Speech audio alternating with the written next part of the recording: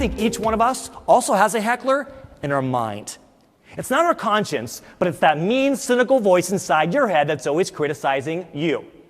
You know that voice, right?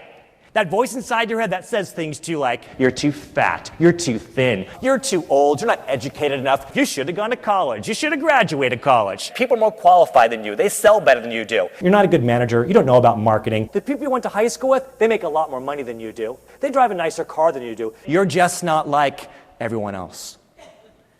Be honest, by a show of hands, how many of you sometimes hear that voice inside your head? Okay, a lot of people are not raising their hands because they're thinking, I don't have a voice inside my head.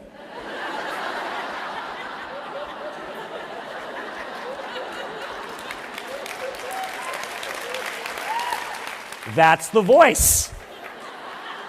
We all have this mental heckler, and what I'm here to tell you, ladies and gentlemen, is that 19 times out of 20, your mental heckler is absolutely wrong. Adjusting your mindset. So what that means is, if we want to play to win, we need to think to win.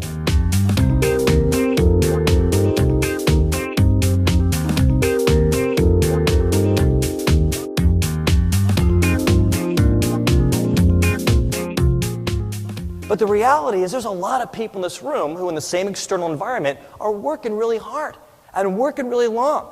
And you're engaging the same procedures as other people, but maybe you're not getting the results that you want. Well, the reason for that might very likely be the third factor. It's a factor that most of us don't acknowledge because it's not quite as tangible. You can't see it, and you can't quantify it, and you can't spend it.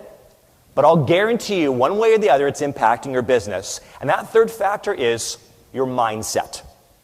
It's all that psychological, emotional stuff that permeates every aspect of what we do. It influences every decision we make. And so examples of mindset factors might be things like your ability to bounce back from failure, your level of resilience, your ability to manage your ego, to manage fear, to keep an open mind, to adapt to new changes. It's your ability to cultivate relationships and connect with employees and connect with customers. I'm here to argue today that nothing will influence your business more than the mindset you bring to it. And this is great news because mindset is something you completely control.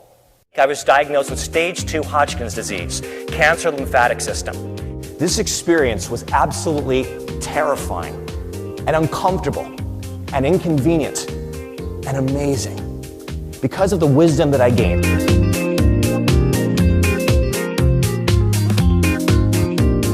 By a show of hands, how many of you in an argument love to prove that you're right?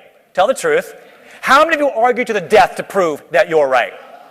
How many have been in an argument and you realized you're totally wrong, but you kept arguing as if you're right? I'm right. I'm right.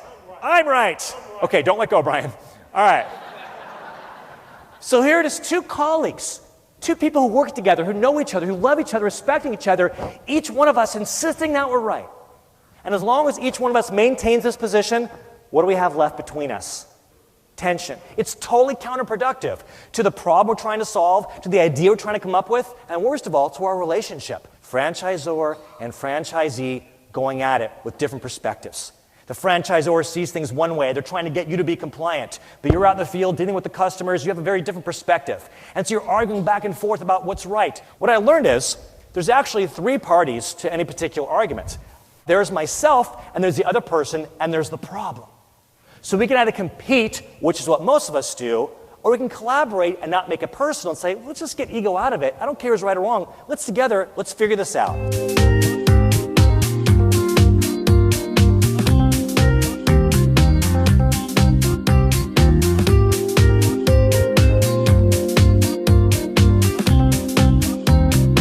In your mind, I want you to think of a time when you pursued some really big goal and you failed.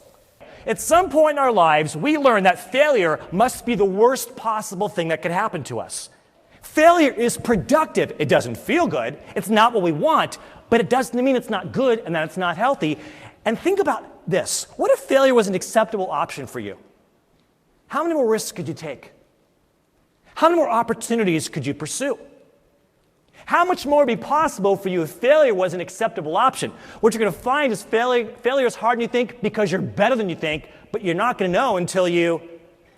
And that's why so many of us don't ever fail because we don't even try. Certainly failure is not something to pursue, but we shouldn't let the fear of failure, the fear of getting hurt, we don't want fear to be our primary motivation. We want it to be about courage. I think courage doesn't mean you don't have fear. Courage means you do have fear, but you go for it anyway, because logic and reasoning dictate that you should. Ladies and gentlemen, most of your life is not being spent at home with your families. Most of your life, more importantly, most of your time is being spent at work with your colleagues and with your customers. Which means what you do during these hours for Allstate, it's got to matter. It's got to be meaningful because of what you're giving in return. You're giving your time, you're giving your life, and you want that time to matter.